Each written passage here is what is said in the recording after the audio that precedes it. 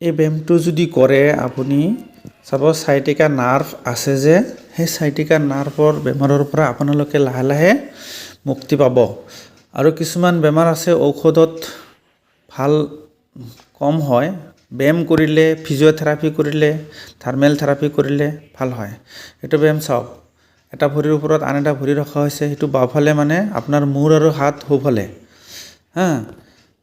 এতিয়া চাব আপোনাৰ ভৰিটো আন এটা ভৰিৰ ওপৰত ৰাখি এইটো কোৱা হয় টানা দিয়া তো টানা দিব লাগে তাৰমানে এনেকুৱাকৈ অলপ টানিব লাগে পিছফালৰ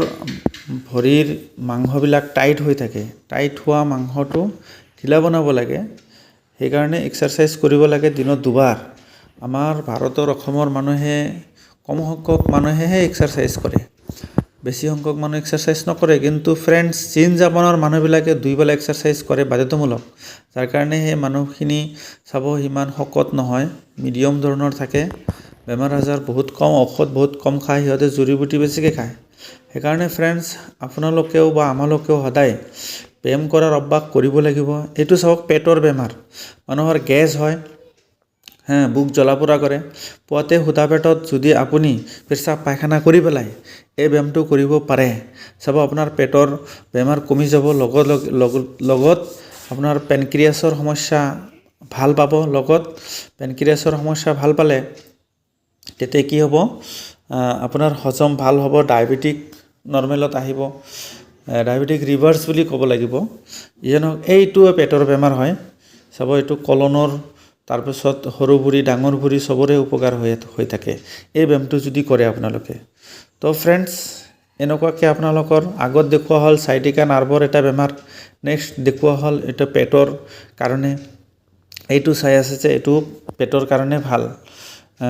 মানুহে কয় নাভি নৰি গৈছে সেইটো আপোনাৰ ভাল হ'ব তো নেক্সট আৰু চাওক আপোনাৰ লাম্বাৰ পেইন আৰু পিছফালেদি বিষটো তলৰ ফালে নামি যায় সেইটোৰ কাৰণে আৰু এটা ব্যায়াম আছে এটা চাব ভৰিটো হাতৰ তাতে ৰাখি পেলাই আপুনি পিঠিটো বেকা কৰি আনিব লাগে বাও ভৰিটো টাচ পায় তলত আকৌ বাও ভৰিটো আগফালে দিয়া হয় চাওক সৌ ভৰিটো অলপ টাচ পাইছে তলত মাটিত আৰু অলপ বেকা কৰিব লাগে এনেকুৱাকৈ পিঠিৰ লাম্বাৰ পেইন যে আছে ধৰক ডিস্ক বাল্জ সেইখিনি বেমাৰ আপুনি ৰক্ষা পাব পাৰিব এনেকুৱাকৈ ব্যায়াম কৰি আৰু এইটো কিছুমান মানুহে আছে একদিনতে আৰাম পায় আৰু কিছুমান মানুহ আছে কেইদিন কৰিলে আৰাম পায়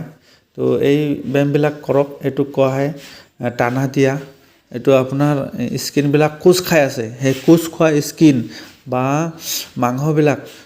ঢিলা বনাব লাগিব তেতিয়াহে ব্লাড চাৰ্কুলেশ্যন হ'ব আৰু বেমাৰৰ পৰা মুক্তি পাব থেংক ইউ